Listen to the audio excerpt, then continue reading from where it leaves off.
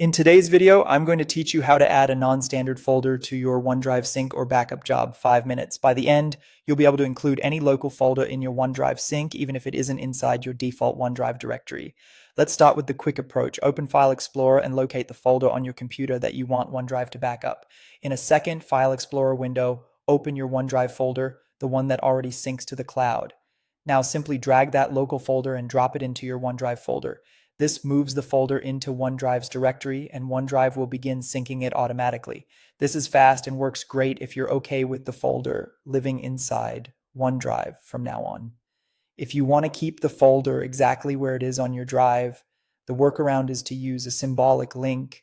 Think of this like a folder-shaped pointer inside OneDrive that mirrors a folder elsewhere on your computer. To set that up, open Command Prompt as an administrator. Search for CMD in the Windows search bar, then click Run as administrator. If you're prompted for permission, confirm it. Running as admin is important because creating symbolic links requires elevated rights. In the command prompt window, use the mklink command to create a directory symbolic link. The format you'll use is mklinkd. Replace the placeholders with your actual paths.